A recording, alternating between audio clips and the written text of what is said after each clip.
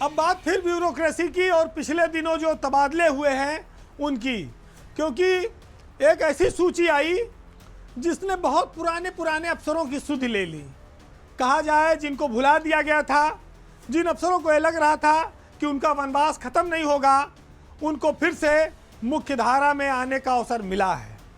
योगी सरकार ने जो तबादले किए पिछले दिनों, उसमें 4-4 साल से लोग किनारे पड़े थे, महत्वहीन विभागों में पड़े थे। एक तरह से कहा जाए तो सजा काट रहे थे सरकार की नाराजगी का। लेकिन यह सिलसिला अब ज़्यादा लंबा नहीं चलेगा।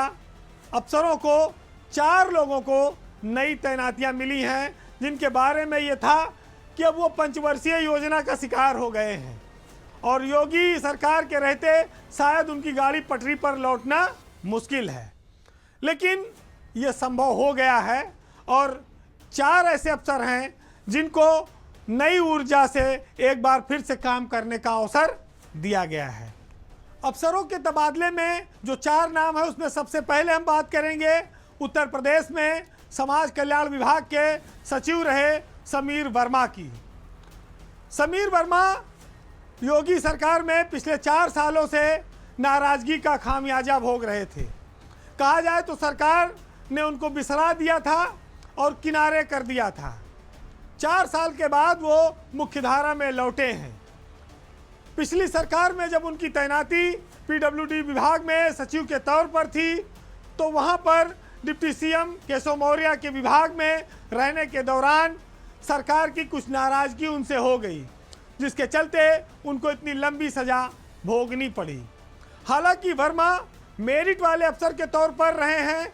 यूपी के 10 से ज़्यादा जिलों में वो डीएम रहे हैं और वो एक तेज तर्रार अधिकारी माने जाते हैं। लेकिन काफ़ी लंबे समय तक वो समाज कल्याण विभाग में उनका वक्त खराब होता रहा, कटता रहा। अब वो यूपी में आईजी स्टैंप और रजिस्ट्रेशन के बहुत महत्वपूर्ण पद पर भेजे गए हैं और मुख्य धारा में उनकी वापसी हुई है। ऐसे ही एक और दूसरे नंबर का मामला है भूपेंद्र सिंह चौधरी का, जो अभी तक सेक्रेटरी के तौर पर थे और जिलाधिकारी के पद से हटने के बाद पिछले 3 सालों से उनको शासन में किनारे करके रखा गया था। अब वो उत्तर प्रदेश के खाद्य रसद आयुक्त बनाए गए हैं। ये बहुत बड़ा पद होता है और ये इम्पोर्टेंट अफसर को ही सरकार देती है। तो ये माना जा रहा है कि भूपेंद्र सिंह चौधरी को फिर से सरकार ने मुख्यधारा में लाकर एक बहुत बड़ा अवसर दिया है। अगली बात जो सबसे ज़्यादा चौंकाने वाली है, वो हीरा लाल जो रजिस्ट्रार कोऑपरेटिव सोसाइटी बनाए गए हैं। वो बांदा में 2019 में डीएम थे। उसके बाद से पिछले 5 सालों से सरकार ने उनको साइड पोस्टिंग दे रखी थी।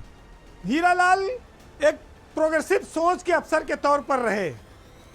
स्टेट सर्विस से प्रमोट होकर वो आईएएस बने।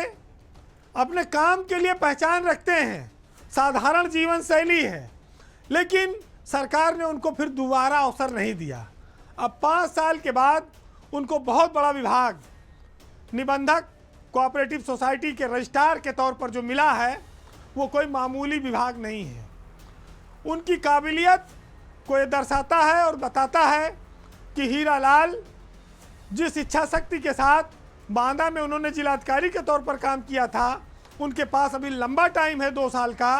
वो कोऑपरेटिव में बड़े परिवर्तन ला सकते हैं क्योंकि वो विल पावर वाले अफसर माने जाते हैं।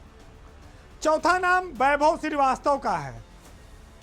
वैभव श्रीवास्तव इस समय गृह सचिव के पद पर थे। कहने को तो बहुत बड़ा पद है गृह सचिव, लेकिन चूंकि जब विभाग में प्रमुख सचिव होता है या एसीएस होता है, तो वहाँ पर सचिव, विशेष सचिव सब एक डाकखाने की तरह होते, खाली कागज बढ़ाते हैं, अधिकार ज़्यादा नहीं होते। और वो वहीं पर विशेष सचिव भी थे। तो वैभव श्रीवास्तव भी लगभग 4 साल से गृह विभाग में हैं। अब उनको पीसीडीएफ यानी कि ये दुग्ध विभाग जो है उसका एमडी बनाया गया है। हालांकि कोई बहुत महत्वपूर्ण पद उन्हें नहीं दिया गया, क्योंकि पीसीडीएफ वैसे घाटे में चल रहा है पहले से, वहाँ पर वेतन देने की भी समस्या रहती है।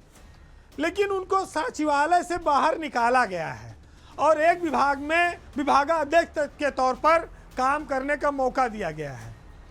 वैभव श्रीवास्तव वो अफसर हैं, आपको याद होगा कि जब वो पीलीभीत में डीएम थे तो एक रैली निकाली गई ताली थाली बजाकर, जिसमें वो भी ताली थाली बजा रहे थे, सड़क पर रैली निकाल रहे थे। उसके बाद वो रायबरेली में डीएम बनाए गए, जहां उन्होंने सीएमओ से विवाद हो गया और उसके बाद वहां लंबा आंदोलन चला और उनको वहां से हटाना पड़ा। सरकार की नज़र में वैभव श्रीवास्तव कभी भरोसेमंद नहीं रहे, लेकिन काफ़ी लंबा समय हो गया तो उनको एक नया मौका दिया गया है कि विवाद से बचकर छवि को बनाकर काम कर कर दिखाइए। अगर इस छोटे पद पर वो बढ़िया काम करके दिखाते हैं तो आने वाले वक्त में उन्हें और अच्छी पोस्टिंग मिल सकती है, क्योंकि ये माना जा रहा है कि इन सारे अफसरों को लेकर जो सरकार की नाराज़गी थी वो अब कुछ कम हुई है। और जब कम हुई है और एक मौका दिया है तो कहा जाता है कि ठोकर खाने के बाद लड़खड़ाए जो हो, अगर उसमें संभल गए तो आप अच्छा चल जाएंगे, और फिर लड़खड़ाने के बाद अगर फिर दोबारा ठोकर लग गई तो फिर अब की बार गाड़ी पटरी पर लौटने वाली नहीं है। तो ये बहुत अच्छी पहल है कि सरकार ने अफसरों को एक मौका दिया है कि आप बिना भेदभाव के, बिना पक्षपात के और ईमानदारी से अपने विभाग को चलाएं और रिजल्ट देकर दिखाएं। तो उम्मीद की जा रही कि इसमें मेरिट वाले अफसर जो हैं वो निश्चित ही इस बार सरकार की उम्मीदों पर खरा उतरेंगे और उसने जो भरोसा जताया है उस भरोसे को और बढ़ाएंगे भी। अब बात